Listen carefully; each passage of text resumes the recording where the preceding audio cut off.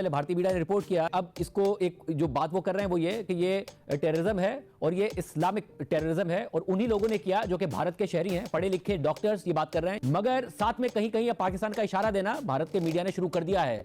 आप क्या एक्सपेक्ट कर रहे हैं? Having said that, अगर हमारे साथ अग्रेशन की गई तो हम उसको जरूर जवाब देने, खाली नहीं जाने देंगे वार जो है। मैं भारत को और अफगानिस्तान को भी यकीन दिलाता हूं और इंटरनेशनल कम्युनिटी को भी यकीन दिलाता हूं, और साथ ही साथ ये कहूंगा कि अगर हमें निशाना बनाया गया तो वील पे back in the same coins. Balochistan के अंदर, पूरे बलूचिस्तान में कोयटा के अलावा इंटरनेट और मोबाइल फोन सर्विस बंद कर दी गई है।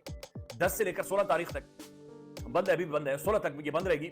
और ये इसलिए इंटरनेट सर्विस और मोबाइल फोन सर्विस बंद कर दी गई क्योंकि सिक्योरिटी का खतरा है, यानी कोई अटैक हो सकता है, कोई हमला हो सकता है। उनके अंदर इंडियन मीडिया को अगर आप देखें तो उन्होंने पाकिस्तान के खिलाफ जहर उगलना शुरू कर दिया, और इवन उनके जो एनालिस्ट थे उन्होंने ये कहना शुरू कर दिया कि पाकिस्तान को दुनिया के नक्शे से वाइप आउट करने का टाइम आ गया। अब इस पे कई चैनल्स में ये भी चला कि इस्लामाबाद को हिट करें, इस्लामाबाद को हिट करें। ये वही नैरेटिव था जो अब से 3 हफ्ते पहले जो मुत्तकी साहब और ये डिफेंस मिनिस्टर जो है इनके तालिबान रजीम के, उन्होंने भी कहा था कि टीपीपी के खिलाफ कुछ करेंगे तो हम तालिबान इस्लामाबाद को हिट करेंगे। तो लिहाजा नेक्सस भी एस्टैब्लिश हो गया। अगर भारत इस बार पाकिस्तान के पूर्वी इलाके से हमले की शुरुआत करता है तो उसे मजबूत करने के लिए तालिबान पश्चिमी इलाके से धावा बोल सकता है। इसलिए तालिबान ने सबसे पहले आर्थिक रूप से खुद को पाकिस्तान से अलग करने की शुरुआत कर दी है। पीएम मोदी की अध्यक्षता वाली सीसीएस की बैठक में दिल्ली धमाके को आधिकारिक तौर पर आतंकी हमला घोषित कर दिया गया है।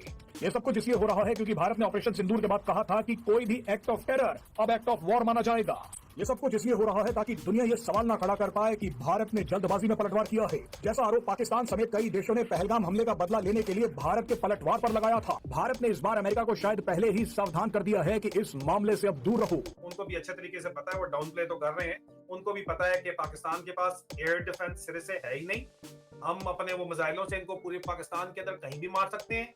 जहाजों पे PL-15 इनके लगे हुए हैं, तो जहाजों में आपने स्टैंड ऑफ डिस्टेंस के ऊपर ही रहना है। आपने काम ही इस दफा वो करना है जो कि वो तय कर चुके हैं। अगर आपके पास एयर डिफेंस होता तो फिर मैं आपको बता चुका हूं कि आपके जासूसी नेटवर्क रूस में क्यों पकड़ा गया है, क्योंकि वो जदीद एयर डिफेंस का निजाम स्मगल करना चाहता है, जो कि चाइना ने आपको जाहिर बात है देने से इनकार कर दिया है, बेचने से इनकार कर दिया है। तो रशिया में जंग चल रही है तो आप उसको स्मगल करना चाहते हैं, उसको ब्लैक मार्केट से उठाना चाहते हैं। आपने उसको भी लगता है कि क्लाशनकोव या AK-47 समझा हुआ है कि उसको आप उठा के ले आएंगे, किसी को पता ही नहीं चलेगा।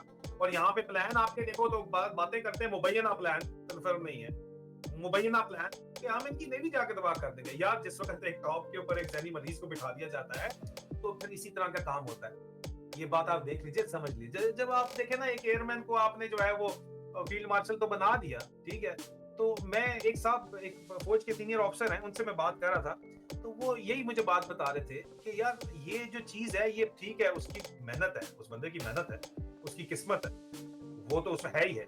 लेकिन ये एक ओवरऑल जो आपकी क्वालिटी है, सोच की भी और आपके अफसरान की भी, आपकी स्ट्रैटेजी की भी, उसकी भी ये गिरावट और डिटेरिएशन बताती है ओवरऑल अगर देखी जाए तो। और अगर इसी तरह मामला चलता रहा तो ये पूरे का पूरा खिता जो है ये जंग की आग में जो है वो झुलस जाएगा।